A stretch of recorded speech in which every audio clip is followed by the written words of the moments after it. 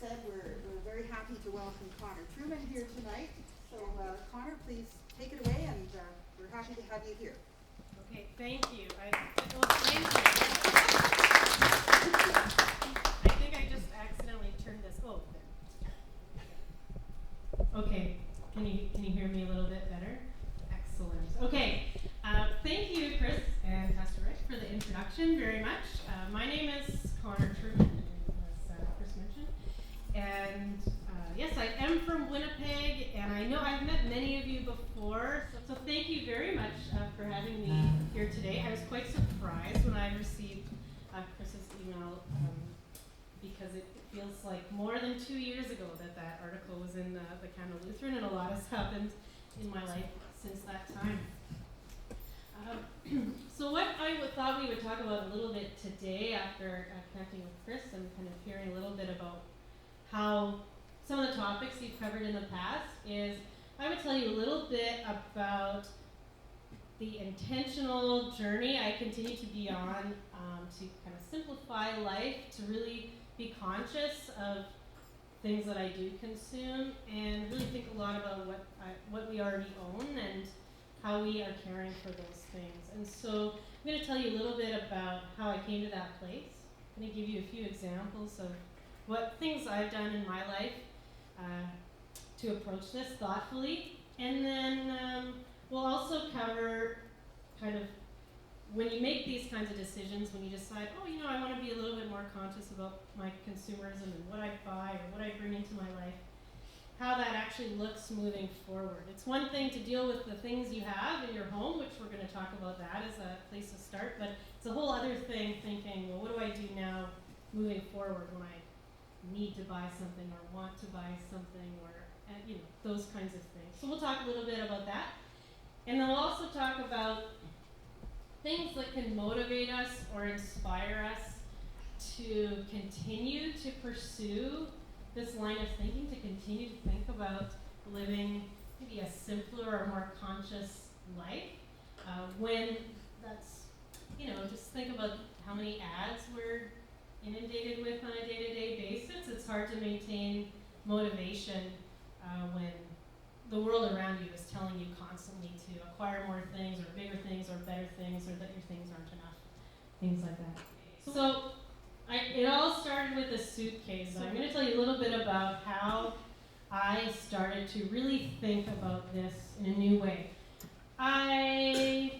You hear about things like environmentalism and stewardship of creation and things like that growing up in the church or growing up around people who care about creation, and I had thought about that a lot. I had spent a lot of time, trying to source my food locally and things like that. And then when I was about 25, so about 9 years ago now, I went to a friend's wedding. And this wedding was in Findlay, Ohio.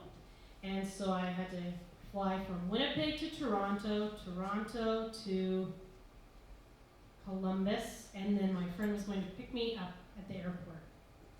I was going by myself. It was over a weekend, and Jason had to work, and I packed my bag, and I checked that bag at the airport, and then I got to Toronto, and I went to collect it, and it wasn't there. And I stood at the luggage turntable, and I stood there, and I waited for quite a while before I went and spoke to a staff member. And I said, hey, my bag hasn't appeared. Everyone else from my flight is long gone. I have another flight to catch. I'm not in a super rush. And he or she, I don't recall who I spoke to, actually said, hey, don't worry about it. It'll show up. Just wait a little bit longer. Right? So I waited. I'd been waiting about 2 hours at that point. I probably waited about another 45 minutes before I couldn't wait anymore. I had to go. I was going to miss my flight. So I made this decision. I got to my kind of American customs person who was right in the airport there in Toronto, and he asked me my questions, and they had put a stamp on my boarding pass because it said I had checked luggage, but I didn't have any luggage with me. So I explained this stamp to him as though he did not know what the stamp meant. And he finishes asking my questions, and as I'm about to walk away, he said, "Oh, never transit a piece of luggage through Pearson Airport." Which was, I was amazed that this custom agent essentially told me, lots of luggage gets lost here, so don't check luggage if it's gonna be moved from one plane to another at this airport. So I'm on the other side, I'm waiting for my flight to the US, and I sat down, and I started thinking about everything that was in this luggage. This was a good friend of mine from high school, and he had asked me to sing at his wedding. So in that bag I had rehearsal dinner clothing, I had something to wear at the wedding, knowing I was going to be sort of standing up in front of all these people. I was only going to be gone for 3 days, but when I started adding up what I had in that suitcase, I began to panic. I remember slowly sinking into a deeper and deeper sense of panic and anxiety when I also started adding up how much all of those things cost. And I realized, oh no, what if I have to replace a bunch of these things when I get there? And then I realized that the bag I checked was a carry-on size. Why did I even check it? And I had a lot of anxiety. So much anxiety that I have never checked a piece of luggage again, and I'm going to talk about that a little bit later, largely to avoid that deep sense of anxiety. So I arrive in Columbus, my friend picks me up. What's kind of extra funny is I wasn't the only friend he was picking up. There was so much luggage in this little group that I had sat in the back, sandwiched between someone else's suitcase and the window. And I don't even know where my suitcase would have gone had I not lost it. And it did not show up for over a week. So I was already back in Brandon, Manitoba when they unearthed that, yes, indeed, my suitcase existed somewhere. It arrived in Columbus, Ohio, a week after I left. That very simple experience that many people have. Has anyone else here lost their luggage when traveling? Okay, yes, so this is not an uncommon experience. It sounds a little silly to say, that experience was life-changing for me, because all of a sudden I thought, why is this such a burden that I lost a bag of stuff? Why is this bothering me so much? Why did I even pack that much stuff? Why did I check a bag when I was only going for a few days? Why, it just created this huge series of why questions that ultimately ended in this, why do I own all this stuff? So that was a real mind shift for me. That one event really sparked my interest in really thinking, are there people out there who are living with less stuff than me? Which, again, sounds like a silly thing to say, but I had not really spent any time thinking about these things. And minimalism, which now I think is kind of known in popular culture, or there's documentaries about it, it wasn't really at the time, I would say. And I'm not a minimalist. I'll talk about that a little bit later. So that was a real game changer for me, even though, again, it was this very simple thing. And what ended up happening is my friend dropped me off at the mall the next day, and I had 1 hour, so I'll come back in an hour, and I had to go find, something to wear to this rehearsal dinner and the wedding and etc. So anyway, it all turned out fine. I mean, I could have worn my jeans, I guess, but that didn't seem like a great idea either. So some of these why questions that I'll put up here that maybe we can think about a little bit right now. So how much stuff do we actually own? I'm just going to pick up my phone here because I have a couple of stats I wanted to read aloud to everyone about how much we own here in North America. Some of these statistics are American specific, but so the average American household owns 300,000 items, sort of individual items in your home, okay? The average size of an American house has nearly tripled in the last 50 years. Now, I don't know that would be the case here exactly, but certainly we can see if a house was built in the 50s, it's more likely to be a certain size than if it was built in the 80s or 90s, etc., right? 1 out of every 10 American rents storage, away from their homes so they can store their things. I thought this one was funny, and I'm sure we all know this to be true. 25% of people with 2-car garages don't have room to park their cars in their garage. So my family growing up, this was the case. We had a 2-car garage. We had 3 cars. Once my sister and I were teenagers and we shared a vehicle. My mom had a car, my dad had a car. And what was in the garage was my dad's home-built airplane. That's what was in the garage. And then there were 3 cars on the driveway. But I'm sure we all see this in the neighborhoods we live in, right? We have neighbors who don't park in their garages. Maybe we don't park in our garages. We have a home right now that's a 1-car garage, and it has firewood in it, but not a car. So that's, we all, none of us are surprised, I think, by a lot of these statistics here.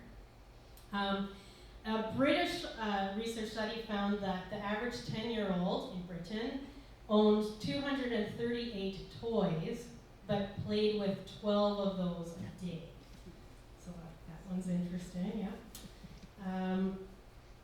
And then there was one more I wanted to find you here, and it talks about the number of hours in your life. You spend 3,680 hours, or 153 days of your life, looking for misplaced objects. So, where did I leave my glasses? Where's my cell phone charger? Where's that document I signed I have to hand in to my teacher? All of those things that we spend our time doing. So this is just a little bit of information about how much do we actually own. And again, I doubt any of this is very surprising to you. I mean, I think that 300,000 item number sounds very high. I don't know if they're counting every piece of paper, in your credit card file. I'm not sure, but that sounds like that's a jarring number, right? So why do we own all of it? Well, there's lots of valid reasons why we own all of these things, but I think what I want to talk about today, or what I think is helpful for this conversation, is do we own some of these things because you just do that? I own this because I didn't really think about it, but everybody has this. And did we buy that thing on purpose, or did we just buy it because, well, everyone has one of those things? So this became the big question for me. What is the mental and spiritual cost, right? So like I said, I've never checked a bag again because I don't want to experience the anxiety I had from losing that luggage that one time, which also made me think when I walked into my house and I saw my 300,000 items, that caused me anxiety. Oh my gosh, why is it such a mess all the time? Why do I have all these things? Why can't I find anywhere to put everything? And then I think what the question that's most timely, and maybe what brought some people here today, is what's the environmental impact of kind of overconsumption and mindless consumption or mindless consumerism, right? We live, compared to many people in the world, a pretty privileged life, though we're even able to kind of sit here and ponder how to own less or simplify, etc., when many people, that's not even part of their existence. They already live a simple life because that's the only option that they have, right? So these are just some questions that I think about that got me really thinking. So where to start? So in my situation, I decided to start with what I owned. That mental and spiritual clutter, anxiety felt really weighty, and I said, well, what things do I own, and how do I start dealing with all of this stuff? And I'm going to talk a little bit about that. But before I do, I'd like to know, has anyone here ever gone on sort of a decluttering mission in their home? Maybe you were inspired by those Marie Kondo documentaries, right, recently, about how she goes through, right? And when you've done that, do you find that things just creep back in? Yep. Yeah. Find more.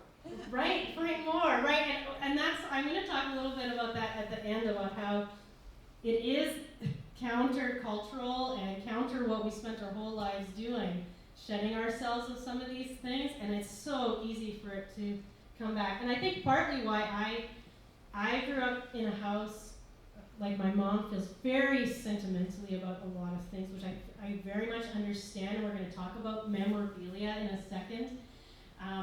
But it just meant we never got rid of anything. But I'll give you an example of not getting rid of anything. Luther Village, many of you are familiar with Luther Village. So there's a building at Luther Village called the Chalet Lounge.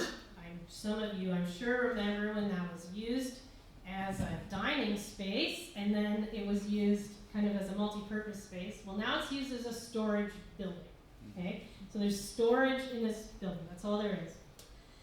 And when I started as executive director of Luther Village, like one of my first weeks there, we're at the camp, spring cleaning, and I had a staff member come in with a lamp that was broken, like beyond repair broken. This was not, there's a lot of do-it-yourself fixing at any summer camp, and they brought it in and said,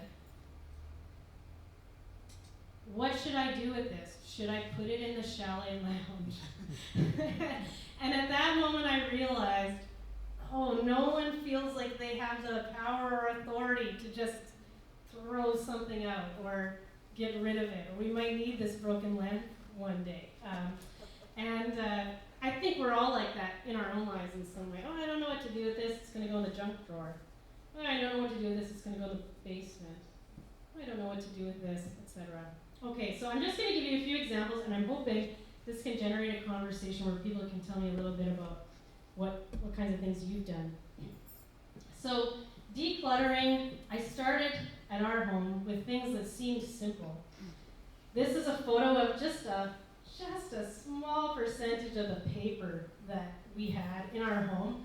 I had every single note, assignment, and test for my entire undergraduate degree. I had every single note, assignment, and test from my seminary degree, as well as my husband Jason's seminary degree. They just sat in boxes in the closet. We had any piece of paper that had come into our home had not ever left, right? And so this took an exceptionally long time, right? And was probably not a good place to start. You really want to start small, right? Drawer, room, okay? This was thousands and thousands and thousands of pieces of paper. I would pick up a 10-year-old exam that I did well on, and I'd think, if I throw this out, no one will believe that I did this. What if I forget, right? What if there's no proof, how will I know what I've accomplished or what I've done?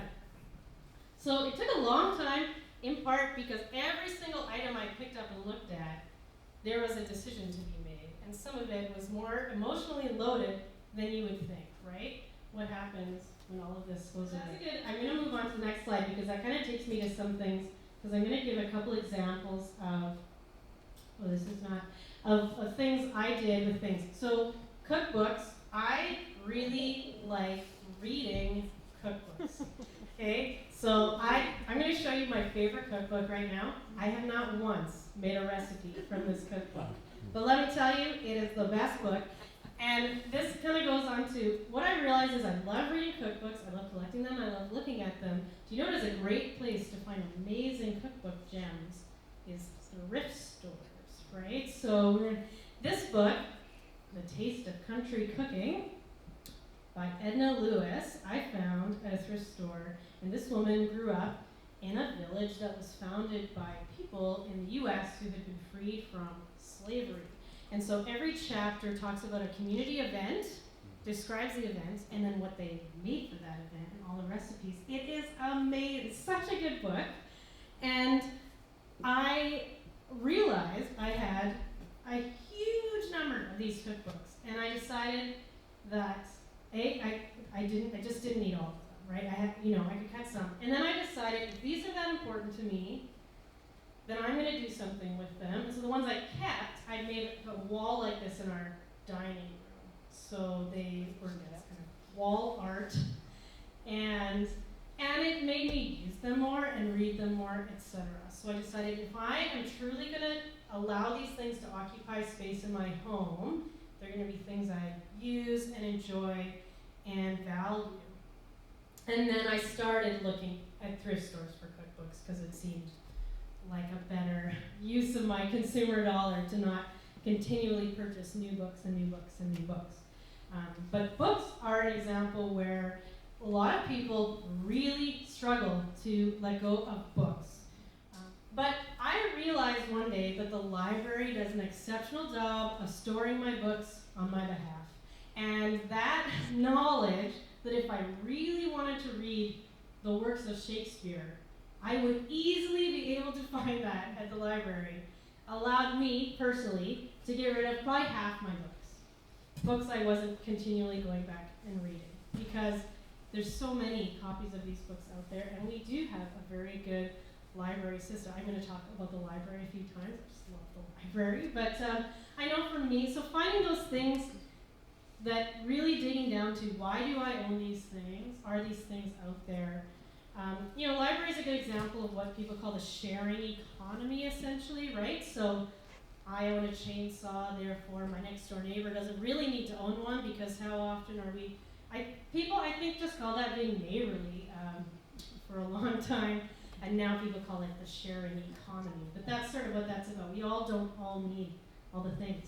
This is me going through my clothes to decide, do I wear these clothes? Do I own these clothes? And someone mentioning, hey, did I use this in the last 2 years? I know one clothing trick lots of people like to use is you put your hangers on your rod backwards, and then if you wear an item, you put that hanger on forwards. And at the end of the year, if you still have garments in your closet with hangers going backwards, you get rid of them because you haven't worn them in a year.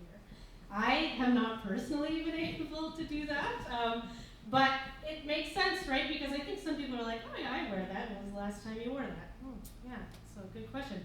So memorabilia, though, is a tough one for me, and it is for everyone. And I think sometimes people avoid decluttering because they're like, I just don't know what I'm going to do with my grandmother's china or things that are really important to me. And so I decided, similar with these cookbooks here, that if something that I had, kind of for heirloom or memorabilia purposes, was important enough for me to keep, it was important enough for me to put on display or use. And if I was not willing to do those things, then that for me was a sign that maybe it was time to let go. So I'll show you a couple examples here.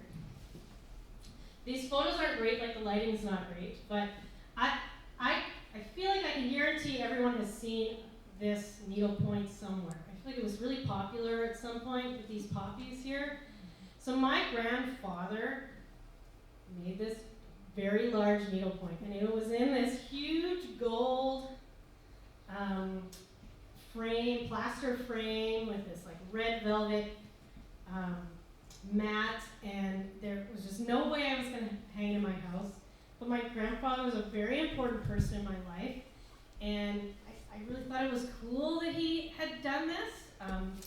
And so I had it reframed into this white frame, and so it would fit kind of more contemporary kind of home decor, and I hung it up on the wall because we needed something to hang on the wall anyway, right? It sat in a closet for 5 years before that, where I pondered what to do with it. This right here, it might be hard to see. We have like a tall wall in our staircase.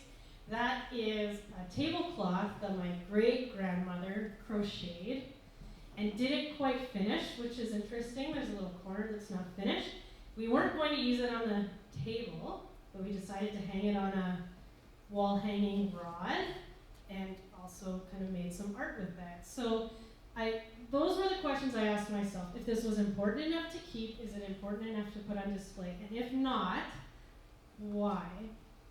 The next slide, for anyone here who's been to a number of youth gatherings or summer camps or done a bunch of running and marathons or something like that, this is a quilt that we had made out of all of mine and Jason's youth gathering t-shirts. And we went in, I bought a wool blanket at a thrift store to use as the backing, so it is like a heavy kind of quilted blanket, and so we could use that on a guest bed, we'd use it on a couch, we'd use it in our trailer, we use that blanket.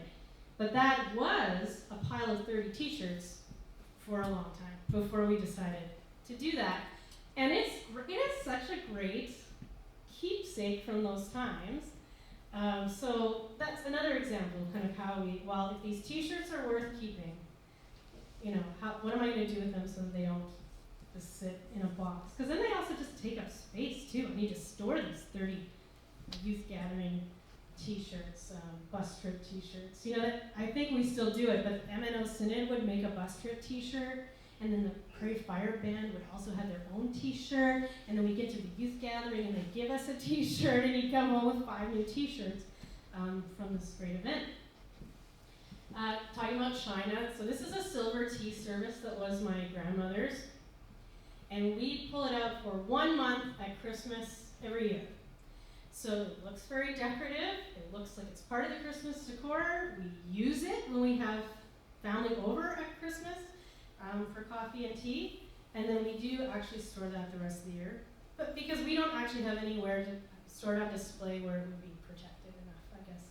So again, that's something that could end up in a box in an attic for 20 years, but we kind of make a point of pulling it out and treating it specially and polishing it up. It looks so great, actually, and it feels really special then, too. And I know that this was really special and important to my grandmother, even though, interestingly enough, I don't think she would care if we had kept it or not, but it's important to me because it reminds me of her. Another example of that, of using things, this is a library book bag that, again, that same grandfather of mine made, that him and my grandmother would use when they would go to the library to buy books. It's made out of outdoor, seat cushion upholstery, I think. Anyway, I use this now with my son when we go to, I use it as a book bag. That's what it's meant for. It's reinforced that way. It's pretty fun, right? So, and we use that. So that's how I've approached things like memorabilia. And it does mean I have let go of some things that I was maybe holding on to for a long time when I realized, well, hey, if I'm not going to use this or put this on display or etc. And I had to stop myself. I have a twin sister, and she will take everything and hold it in and feel really sentimental about it. So at first my tactic was, well, I'll just give it to Megan. But that didn't really seem fair either, because it wasn't really in the spirit of things. So can any of you think of something, and you don't have to say it out loud, that you have received, right, as maybe something you've inherited or things you had to go through from a family member that you really weren't interested in having, right? But you feel like, I don't think I can get rid of this without offending someone, or feeling guilty, right? That makes a lot of sense. But on the flip side, is there anything you are planning on giving to someone, but you're not quite sure that they'll want it, or you feel quite sure? What I want to talk about a little bit is, once you make this decision, okay, I want to think about things more intentionally. I want to think about living simply. I want to think about letting go of some things. What do you do moving forward when it comes to purchasing decisions, or downsizing decisions, or gift-giving decisions, things like that, right? So I'm going to give you a few examples of things we have done, or I have done.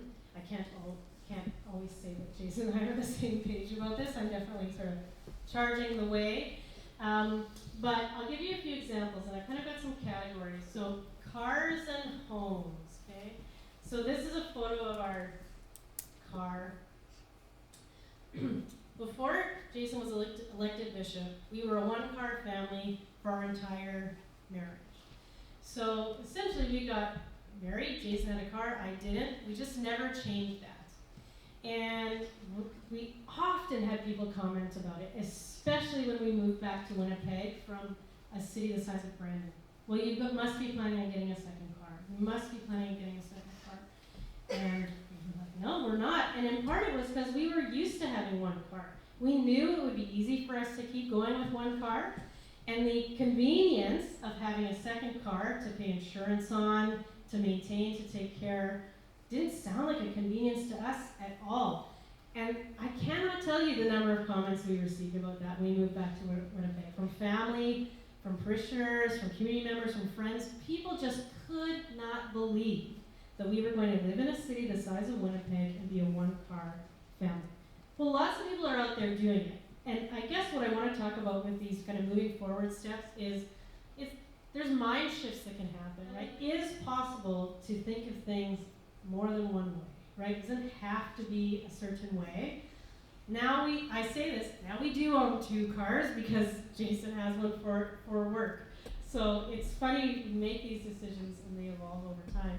Another decision we made with regards to housing is also a bit of an experiment in progress. We sold a home, a house, it was like a 4-bedroom, 1,600 square foot house, and we moved into, not much smaller, but a 1,400 foot condo.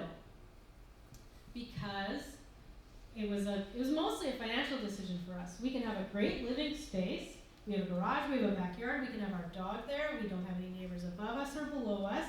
We back one into Sturgeon Creek, it's a beautiful place to be, and it's just gonna cost us less to live there, and it has fewer bedrooms, we're gonna have to get rid of some things, it doesn't have a huge basement, we're gonna have to get rid of some things, and this to us just seemed like a win-win-win-win-win, and we live there now, and we love it, and like I said, it is still an experiment, in the sense that for other reasons, other than those ones I just told you, we may have to move. But for all the reasons I told you, it forced us to simplify, it forced us to make a serious, simple financial decision, which we won't get much into that. And again, people thought we had lost it. Our family and our friends and people around us could not believe that we would make this move. And that's okay. They didn't have to live there, so it worked out. But what I really want to say is you don't have to do those things. You don't have to go down to one car. You don't have to live in a smaller place, even though many people downsize in their lives. What I really want people to think about is every time we say have to buy a new car, I feel like we have to. Every time we have to make a housing decision, every time we have to make any kind of a consumer decision, we can make it on purpose. We don't have to do kind of what's expected all the time, and there are people out there being innovative and creative. And again, I am not a master at these things. I've just really started to make this part of how I think. So those are some examples of, I started really big here. I'm gonna go smaller, kind of more accessible. Okay. The library. Talked about the library already. Did you know that the library has an app you can put on your iPad or your phone or your computer, and you can get magazines for free on those devices? I was a letter carrier for 1 month when we lived in Brandon, and I vowed to never get a magazine subscription ever again, because those poor letter carriers on magazine subscription day, their bags are so heavy. But you can get this, so I have this on my iPad, I have an iPad, and I just don't buy magazines anymore. Not that I necessarily bought a lot before. Audiobooks, I download audiobooks this way. You can stream some movie and television this way. You can download ebooks this way. So if you are a device person, a computer person, the library is amazing. It's truly amazing to me, everything that you can get at the library. So those are just really basic examples of some things we've done. Travel is my continual reminder and refresh, because I had that incident where I lost my bag, where I essentially do a check. Am I actually living simply? Why am I bringing this much when I travel? So this is a photo of what Jason took when he went to Cameroon for 3 weeks last year. I packed for him, and then I had to give him a tutorial on how to pack it all back in the bag. or it might have been hard to get back in there. And he could carry that on the plane if he had wanted to. And again, it's the sort of thing where people think we're funny, and it is a fun game to me, like, oh, what can we get everything packed for this one trip in this one bag? Well, he had things in that bag he didn't use, right? Like you realize when you go on these things, how many of you come back from a vacation and you've got 3 or 4 or 5 things you didn't wear when you were on that trip, right? Right, yeah. So this, I'm going to talk about stuff a little later when you buy gifts. Like this is the bag I travel with now. So I would put my stuff and half of our son's stuff in this bag when we go somewhere for a week or 2 weeks. That's what I would travel with. So it's, again, for some people that doesn't seem simple at all. That seems complicated. Oh my gosh, I have to really think a lot about that. But I would encourage you, for me it's travel. But maybe for you it's something else, right? Maybe you had something else that was a turning point for you. Because when I started this journey, we did not have a child, right? And children have things. And people like to give you things. It's an amazing time where people like to give gifts. And they have baby showers. And these are photos, 2 photos of our little guy playing with his favorite toys, which is random stuff in the kitchen, right? So that's the spice drawer. That's the baking drawer. And so I use this as an example of toys. I know I cannot speak for older children. I have 1 1.5-year-old. But I know for us, we were a little concerned about filling up this now 2-bedroom home of ours with toys. And what we quickly realized is people want to give you things, they want to give you toys, so we don't buy toys. We don't stop other people from giving us toys, and I know maybe you'll talk about this at your next thing, Chris, we talk about gift giving and Christmas and things like that. And I know some people really say, please don't buy us stuff, please don't buy us stuff. We haven't taken that route because we just know how important that is to some people. So because we know these toys are going to be coming from aunts and uncles, we don't buy him toys. Unless we see some major hole or something like that. It's toy life. But, and then we also made a couple rules with regards to clothing. So people have so much kids and baby clothing around in their home. They have so much baby stuff they have held on to. Maybe they will have more children. Maybe their children will have children who will want these things. Well, we found we hardly had to buy anything when he was born because people have this stuff and they are looking for someone to give it to. And we were given so much secondhand clothing that I am just now starting to have to kind of buy him the odd pair of pajamas or something like that. And we have a large dresser in his room and it has 6 drawers. So what we decided is no more than a drawer per size of clothing. So we had 3 to 6 months clothes. Fill up the drawer. Okay, do we actually need any of it? Because you can fit a lot of clothes in a big dresser drawer, right? So we took some steps moving forward, knowing we had tried to simplify things, knowing we were still working on it in other areas of our lives. And now we had a new area of our life. Maybe we could set a good tone from the beginning where we wouldn't kind of overdo it. So I'm not saying we don't have stuff. I'm not saying we don't have kids stuff or baby stuff, but we have been intentional. And some people might be horrified by this, but we let go of kids stuff. As soon as he does not fit those clothes anymore, they are out the door. Except, things like what he wore when he was baptized, what came home from the hospital, and things that will be important memorabilia for us. And same with toys. That toy hasn't been played with in a long, long time. Maybe somebody else could enjoy it, right? Capsule wardrobe. So talking about clothes, some people have mentioned clothing today. This is a concept. It's called a capsule wardrobe. Again, if we were to go back a couple generations, I think people would just call this a wardrobe, before people owned a lot of clothing.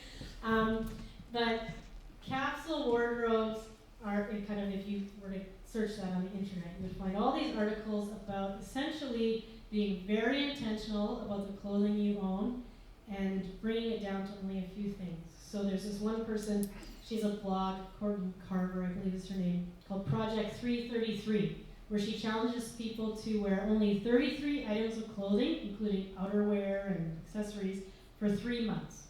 So you kind of pick your season and do that. And you store the rest of your clothes. Put them away somewhere else in your house.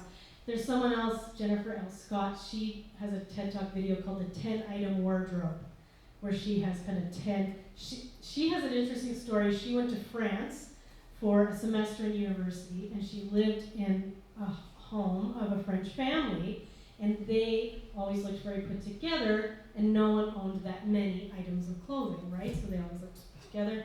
And her homestay mom was washing her clothes once and said, Jennifer, I'm so sorry, these kind of sweatpants you have, I think I got a hole in them when I did the wash.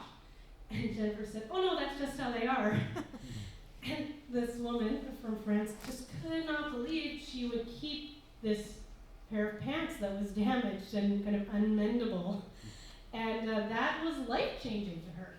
And she came home, and now she does this, what she calls a 10-item wardrobe, where she essentially has, she calls 10 core items, a couple of other things like pajamas and things like that, and those are the only clothes she owns. She replaces things as she needs. And for her, she'll talk in her videos and things about how if my life-changing thing was losing my luggage, this was her life-changing thing.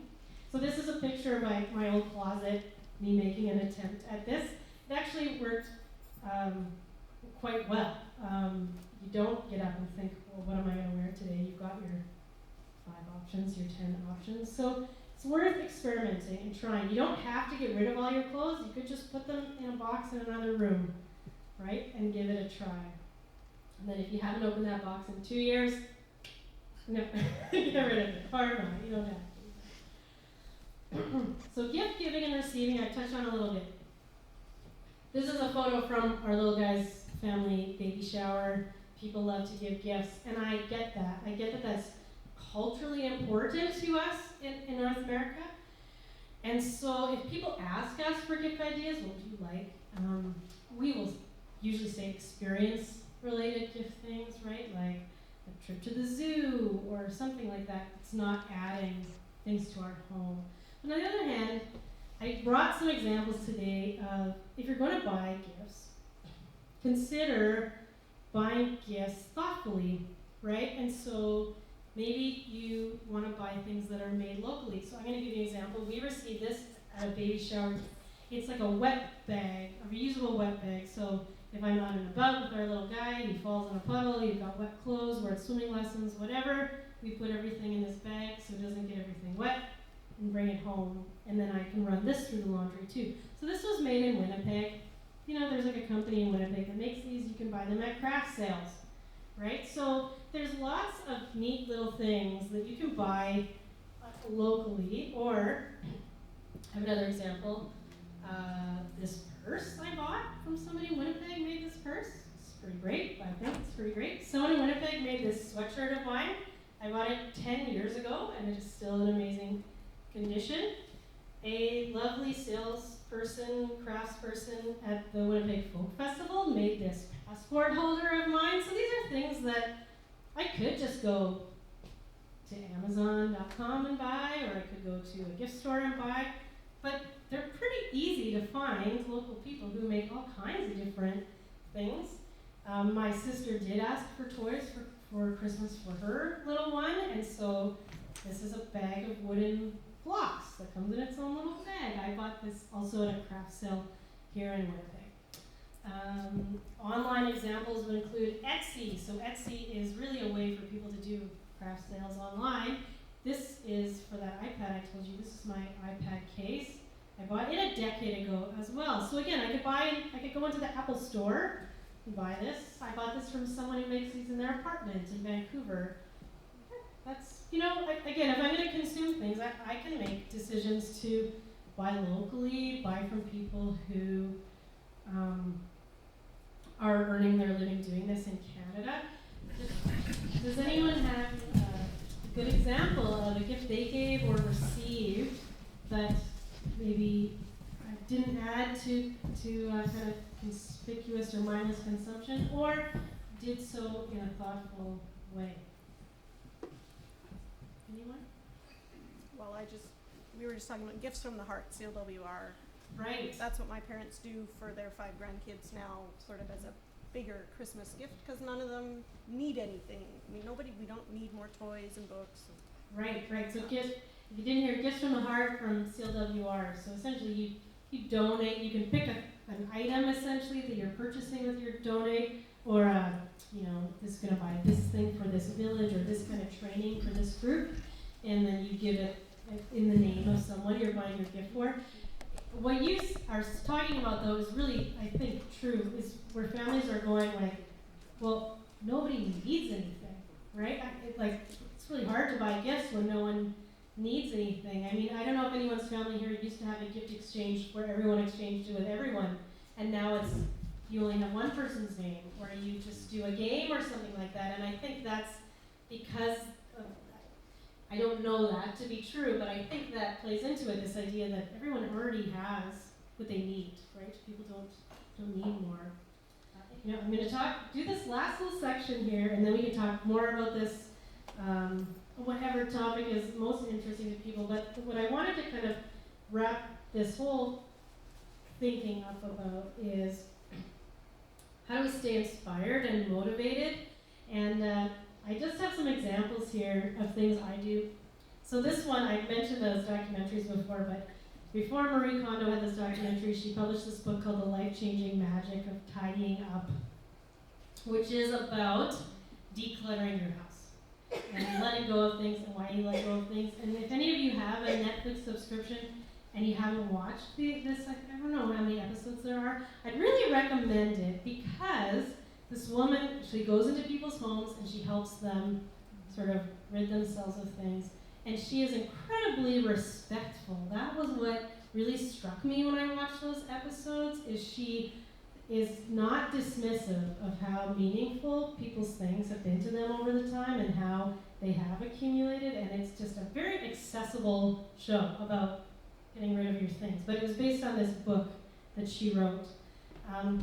Also, other books, so I used to work at Canadian Mennonite University, and it's funny sometimes we land on a topic and we think we need to reinvent the wheel, but in the Mennonite tradition, they have been talking about living simply for forever and ever, and they had a course that students could take there on living simply. And so I emailed the prof and I said, what are the textbooks for this course?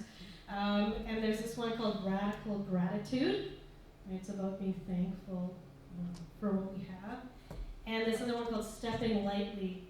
So I brought these here today too as examples because they are from a faith-based perspective as well, which is probably influencing many of us when we decide, well, if we are stewards of God's creation and we're maybe not doing a great job of that, how can we do better?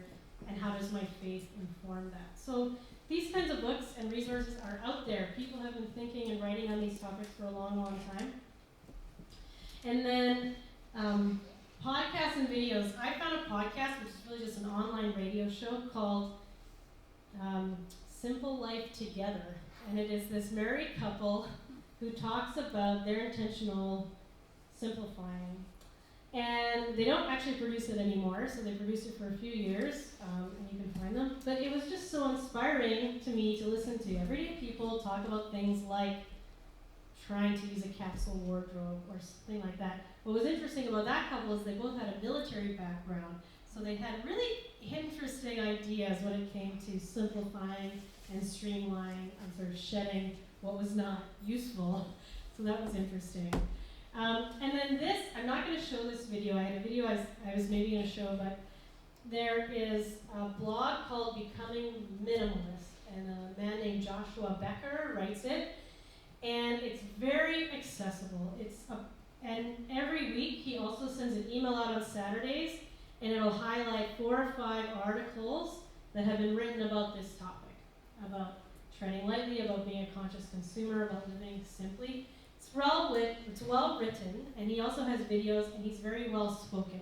I met him at a conference, and he said at that conference that he used to be a pastor, and all of a sudden I was like, it makes so much sense. The last one I wanted to talk about is be inspired by people. Let's see here, it hasn't gone over to this. Whoop. You have people in your life who are living simply without we're spending a lot of time and energy thinking about it and making effort. You have people in your life, you know, can you think of someone in your life who has no sentimentality and sheds anything the second they think they might not need it anymore, right? Well, you don't necessarily need to be that way, but there's something to be learned from people who are unburdened by that sort of thing. I had a supervisor once who I feel like she was transcendent. She just she always looked very presentable at work. Her office was always very tidy and nice and decorated. Her home was the same. She did not own any excess. She put no stock in what she owned and her value, right? And I think that's why it's hard to let go of things sometimes. And every now and again I think, what would Marilyn do in this situation? And that's helpful for me.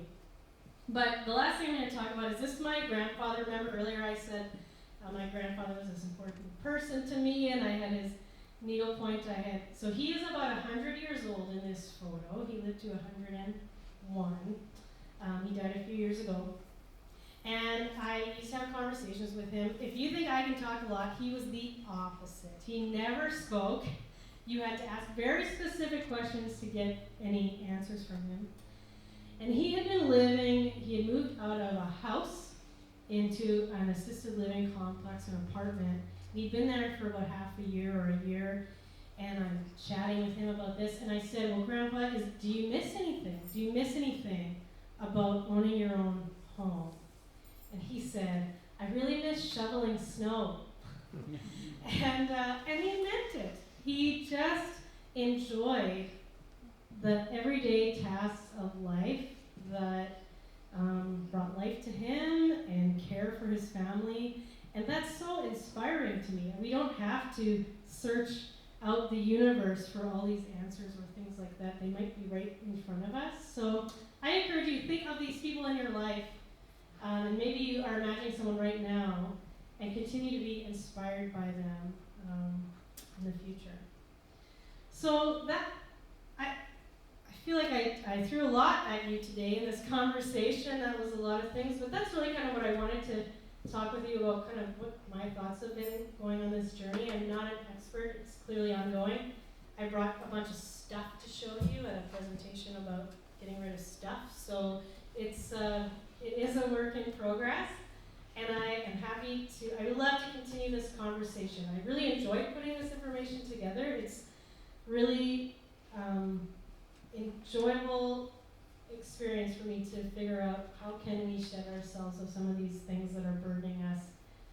They don't need to be. So, okay, well, I'll pass it back over to either Chris or Pastor Rick here, and thank you again for inviting me. I'll stick around. I'd love to meet you all as well.